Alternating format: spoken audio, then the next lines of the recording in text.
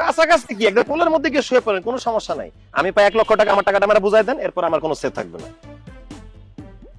আপনি কে ভাই? আমি কি আপনার কাছে কোনো টাকা নিছি? পাগল নাকি আপনি? ও আমাকে চিনে, কি পরিচয় দাও আমার। 15 টাকা পাওয়া ছাড়া তো আমার একটা পরিচয় আছে, দাও ওনাকে। বেব, তোমাকে আমি বলেছিলাম না একটা ছোট লোক এক্স আছে আমার, এটা হচ্ছে সে। এটা তো ছোট লোকের শেষ পর্যায়ে গেছে গা। এটা কেমনে তোমার এক্স হয়? কি ভাই, আমি কি আপনার কাছে কোনো টাকা নিছি? আপনি আমার কাছে টাকা চাচ্ছেন কেন? ভাইয়া 1.5 বছর ধরে তার সাথে আমার রিলেশন ছিল, তার পিছনে আমি সর্বমোট 5 লক্ষ টাকা খরচ করছি। ভাগে যোগে ডিসকাউন্টে আমি তার কাছ থেকে 1 লক্ষ টাকা পাই। আমাকে রানো ওয়াদাও করছে সে আমাকে 1 লক্ষ টাকা ফেরত দিবে। আপনি যেহেতু রানিং প্রেজেন্ট বয়ফ্রেন্ড, দয়া করে আমার টাকাটা আমাকে বুঝাই দেন। উফ বেব, টাকাটা দিয়ে দাও তো। আর তুমি জানো না ও আমাকে কত চাপ বিরক্ত করে, কত ডিস্টার্ব করে, সারাক্ষণ আমার পিছনে লেগেই আছে টাকার জন্য। আর এই চেহারাটা না দেখে আমার মেজাজটা খারাপ হয়ে যায়। তুমি প্লিজ ওকে টাকাটা দেখে দেখে বিদায় করো। টাকা দিলে কি তুমি খুশি হবা? টাকাটা কেন দিচ্ছি, কি জন্য দিচ্ছি কিছুই আমি জানতে চাবো না, তাহলে তো তুমি খুশি। ভীষণ খুশি হব বেব, তুমি 1 লাখ টাকা ওর মুখের মধ্যে ছুঁড়ে মারো যাতে জীবনে আমাদের কথা ভুলতে না পারে। মারো মারো, মুখে হোক যেখানে হোক সেখানে মারো, কিন্তু টাকাটা আমাকে দয়া করে দিয়ে দাও, আমি চলে যাই। আর কোনো দাবি দাওয়া আছে? না, এটাই আমার লাস্ট অফার। বেব শোনো না, আমার আরেকটা চাওয়া আছে।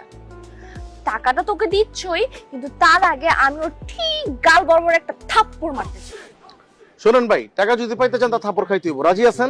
কোনো সমস্যা নাই, তার সাথে আমার 1.5 বছর রিলেশন ছিল। সুখের সময় দুঃখের সময় কোনো কারণ ছাড়া কত থাপ্পড় খাইছি। লাস্ট একটা থাপ্পড় গালে নিতে আমার কোনো আপত্তি নেই, শুধু টাকাটা চাই। আর কোনো প্যাকেজ আছে? না, অফার শেষ, হ্যাঁ? এটাই লাস্ট অফার। ঠিক আছে, আমি টাকাটা দিচ্ছি, তার একটু ওয়েট করেন। জি। আমি আমার ম্যানেজার আসতে বলি, আমি একটু কথা বলি। জি, তাড়াতাড়ি করেন একটু, হ্যাঁ। হ্যাঁ।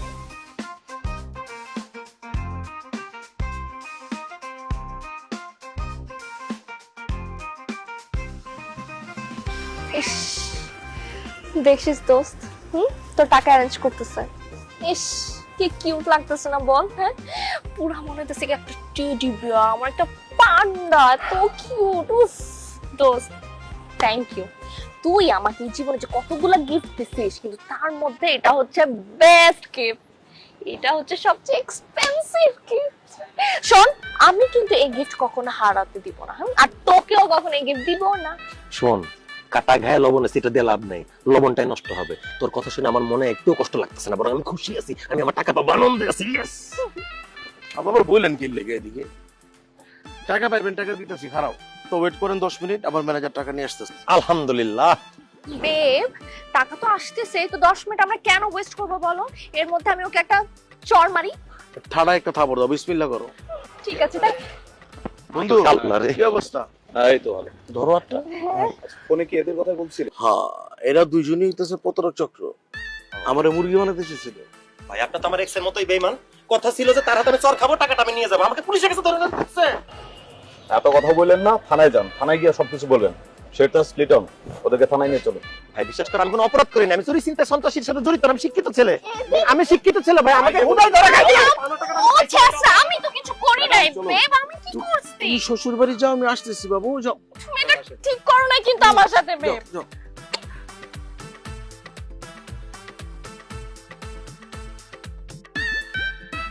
স্যার, রেজা স্যার, আমি তো চুরি চিন্তাই করি নাই, আমার কি এটা ছেড়ে দেওয়ার ব্যবস্থা করা যায়?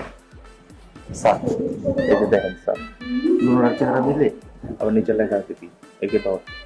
এটা একটা প্রতারক চক্র স্যার, আমাদের সাথে গেম খেলতেছে। ছোট লোকের বাচ্চার জন্য আমার এখানে আসতেছে, গরিব মিসকিন।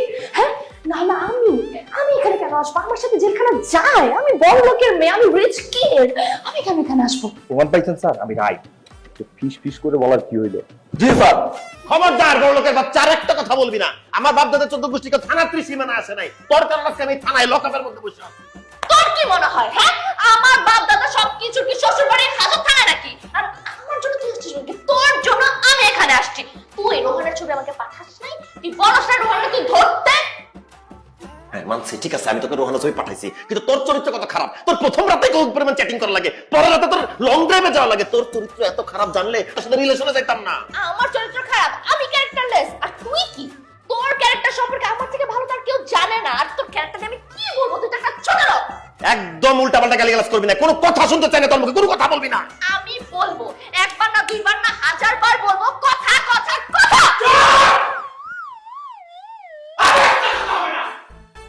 কত কষ্ট করে 700 টাকার মাল কিনছি, অর্ধেক খাইতে পারছি, আর অর্ধেক খাওয়ার আগে পুলিশের হাতে কট খাইছি।